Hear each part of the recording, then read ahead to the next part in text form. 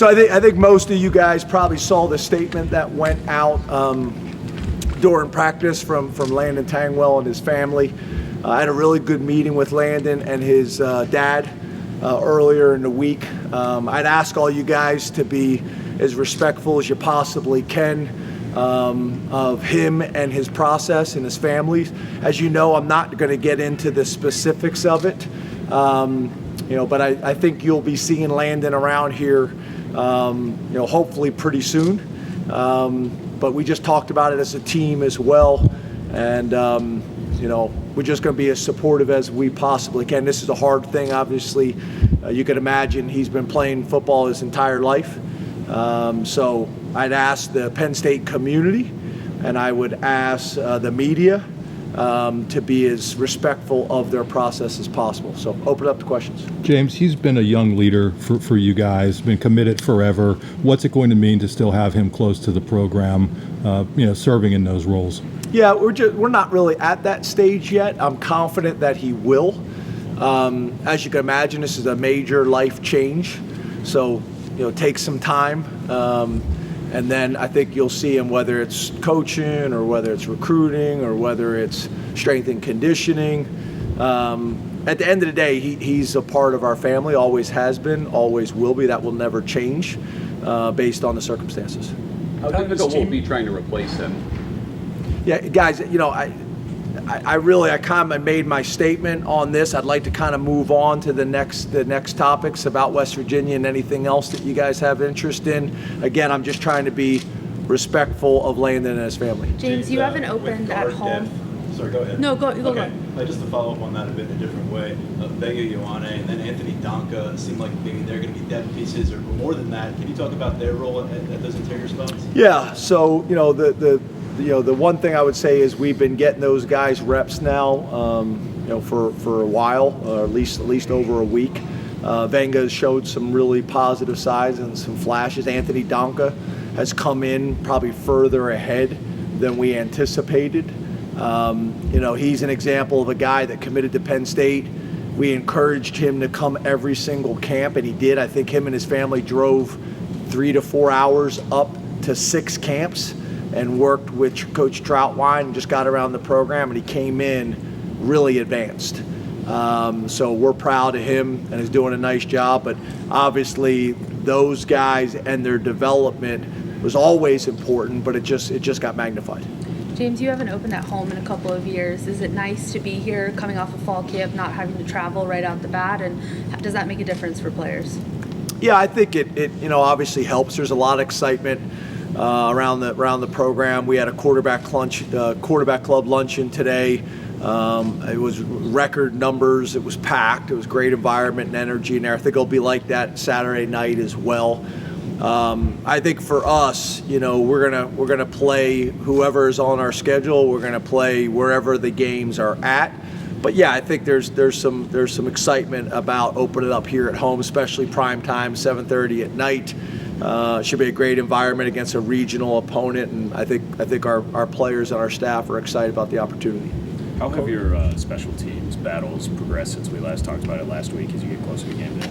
Yeah, it's been good. I think, going out and getting some veteran guys to come in here and compete with our current guys, I think that's been a real positive. Whether those guys end up being the starters from inside the program, the internal guys, or the guys that came in from outside, I'm not sure yet. But I think it's really elevated the whole group. We tried as much as we can to create as much competition with the specialists, no different than any other position. It doesn't happen a lot of times, whether it's kicks in practice, putting pressure on those guys, whether it's making sure you have the depth and talent to create a truly competitive environment. We found a way to do it, and I think it's been important for our development at that position and our chance to not only build on what we did last year, but hopefully take it to a different level. James, you've had teams that everybody knew they were going to be good. You've had teams that maybe you could see some of the bumps in the road coming. This seems like a team that could be really good if. How do you deal with the if of development, the if of positional guys stepping up, that sort of middle ground where you can see some pieces, but you're still waiting to find those other ones? Yeah, again, I think a lot of times it's just very different for us because we really approach it the same way every single year. Every team in the country has strengths, and every team in the country has some areas that maybe you don't have the depth that you need at the time, or have some deficiencies and need to play a certain style to disguise some of those deficiencies early on. I mean, no one's got the perfect team or the perfect roster, so we're approaching it the same way that we always do. One of the things I think has been very different in this camp is a lot of times it's difficult to develop the threes because you may have a third group somewhere that doesn't have the depth, so it impacts the development of all the other groups. Us being able in college football to bring 120 into camp over 110, I thought had a significant impact in that. I thought that made a lot of sense. I think there's a lot of conversation about going to whatever your normal roster number is. It doesn't really make sense in today's college football where the guys are here all summer anyway. It doesn't make sense to not include everybody in camp, so I'm hopeful that that will change. But I think for us, Ben, it's not like the stuff that's being talked about. Obviously, we're aware of it, but our approach is the same every single year. Coach, what does DeLuca mean to your program and this team? Your beard game is strong. Thank you.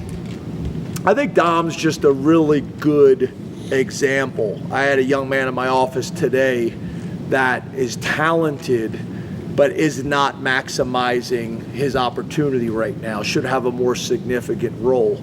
I think Dom's a great example of that. Dom, I mean, you think about his story, was the Pennsylvania State Player of the Year, tore his ACL, played the state championship game in an ACL, stayed home in the fall to rehab, went to community college, came here in the spring, has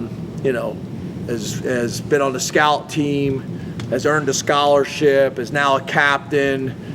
He's just a great example. Every single day in the meeting rooms, every single day in winter workouts, every single day in the weight room or practice, it's like the Super Bowl for him.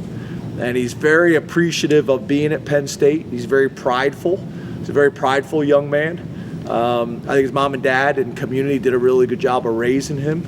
But I think he's a really good example of somebody that's coming to Penn State and maximizing this experience, both academically and athletically.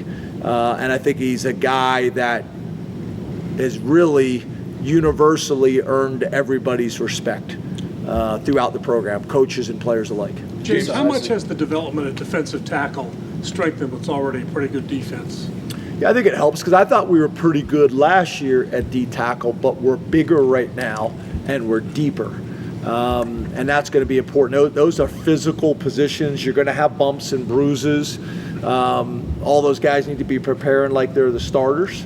But we have more depth than we've had in the past, specifically at D tackle. Adisa Isaac's a guy who I think entering this season is probably the healthiest he's been to start a year in a while. How have you kind of seen him progress through that adversity, and where did you kind of pinpoint where he is right now? Yeah, I think like for most of us, right, the adversity at the time is hard. It is, but I think Adisa is the player and the person he is today for going through it. And I think that's kind of a valuable lesson that we all learn over time with age and wisdom, that all these battles and all these adversities and challenges that may come at you, a lot of times they're blessings, right? They force you to grow in ways that you normally wouldn't grow. And Adisa is just in a really good place. He's in a great place academically. He's in a great place athletically. From a leadership standpoint, I think you guys have gotten to know him. He's an impressive young man. His family situation, how his mom has raised him, his brothers and sisters. He's just a phenomenal young man. I'd hire, Adisa. I got no problem pounding the table with NFL teams for Adisa. Tony Misitano is back there. I would have no problem pounding the table for Tony to hire him. And to me, that's kind of our goal and our objective, right? Is to develop these guys as football players, but also develop these guys as young men that you're comfortable putting your name on them, whether it's in football or outside of football. James, Marcus Hagan talked a lot about last week, trying to find consistency at wide receiver. How comfortable are you with the consistency in the room, and how many guys do you expect to rotate on Saturday? Yeah, I think we're more consistent than we've been in the past. I think you'll see two guys, Trey and Dre, play in more of starter type roles that tap. And then you'll see that other position be more of a rotation. And I also think you'll see some position flexibility for us to get that third guy on the field. We feel like we have the ability to move Dre and Trey around, which is important to get those other guys on the field. But it also makes it difficult for West Virginia and our opponents to say, okay, well, Dre's always going to be at the X and Trey's always going to be at the Z. There's power in that, being able to move guys around as well so they can't focus on a position in the game plan and trying to eliminate them. James, what do you hope to learn about Drew Saturday night? Well, obviously, you're going to learn a lot. I mean, he's played, so we kind of have an understanding of that, but there's difference being the starter and playing starter-type reps. So, obviously, at the end of the day, I want him to continue to play like he did last year with poise and really kind of a really good understanding of how to manage the game. I also want him to let the plays come to him, because with our running game and with the weapons that we have at tight end and at wide receiver, he doesn't need to force anything. He doesn't have to feel like he's got too much on his shoulders. Between our defense, our special teams, our running game, I feel like we can go out there and just call the game the way we want to call it. But I want him to feel like, hey, I got enough weapons around me. I just got to manage the game and allow my experience and confidence to grow as the season goes on. Thank you, Coach. Thank you. Thank you, James. Thanks, James.